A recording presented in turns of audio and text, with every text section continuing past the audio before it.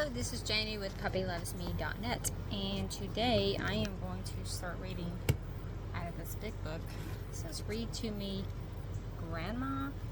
I'm not a grandma, I'm a nana. But there is lots of different stories in here, so I'm just going to pick one and start reading. Let's see if we can find one that's not just a poem.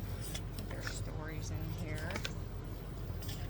You're Happy and Know It, little songs, Incy Wincy Spider.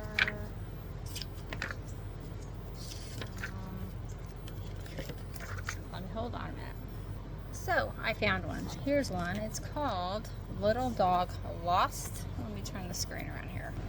Little Dog Lost. So sit back and get comfy and let's see what this story is about. Brr, shivered Scruffy. It's cold tonight. Well, snuggle up closer to me, said his mom. It's not fair, Scruffy grumbled. Why do we have to sleep outside in the cold? The cats are allowed to sleep inside in nice warm baskets. We're farm dogs, dear, said Mom. We have to be tough and work hard to earn our keep. I'd rather be a cat, mumbled Scruffy. All they do is wash themselves, eat, and sleep. We don't have such a bad life, said Mom. Now stop feeling sorry for yourself and get some rest. We got a lot of work to do tomorrow. The next day, Scruffy woke early and trotted down the lane for a walk. He ran through the grass chasing rabbits and sniffing at the flowers. Now, usually when he got to the end of the lane, he stopped and turned back.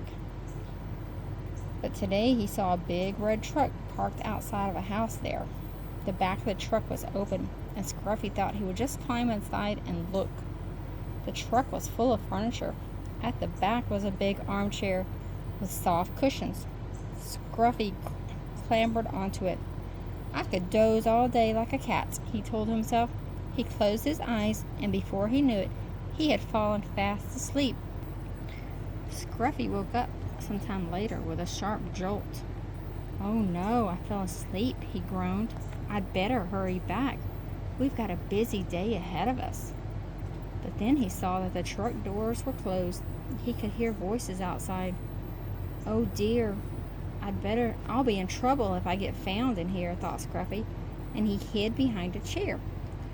The back of the truck opened, and Scruffy peered out. Two men started unloading the furniture.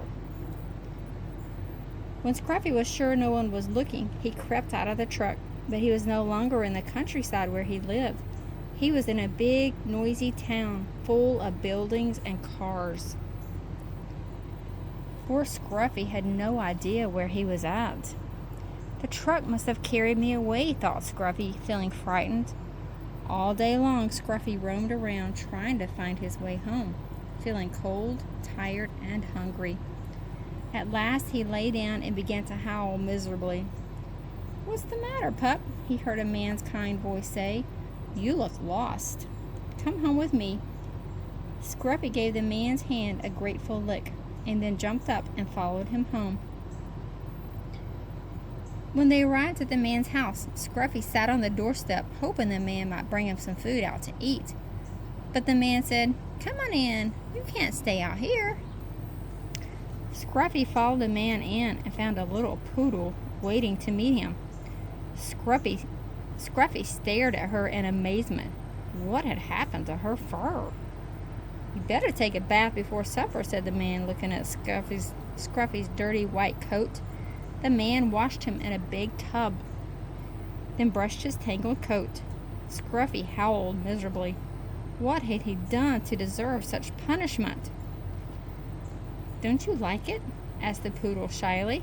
No, I don't, said Scruffy. All this washing and cleaning is for cats. Next, the man gave them some supper, small bowls of dried pellets. Scruffy sniffed at them in disgust. He was used to chunks of meat and a nice big bone. This looks like cat food, said Scruffy miserably. After supper, the poodle climbed into a big basket in the kitchen.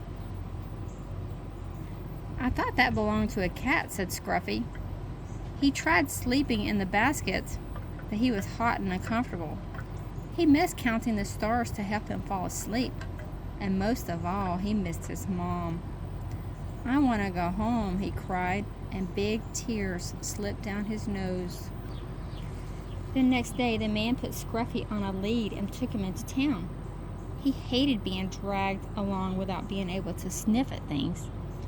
Then as they crossed the marketplace, Scruffy heard a familiar bark and saw his mom's head hanging through the window of the farmer's truck. He started to howl, dragged the man over to where the truck was parked, and then leapt up at the window barking excitedly. The farmer could hardly believe it was Scruffy. He had never seen him so clean. The man explained how he had found Scruffy, and the farmer thanked the man for taking such good care of him. On the way back home, Scruffy told his mom all about his adventure and what had happened. "I thought you had run away because you didn't like being a farm dog," she said gently. "Oh no, Mom," said Scruffy quickly. "I love being a farm dog. I can't wait to get home to a nice big juicy bone and our little bed beneath the stars." The end.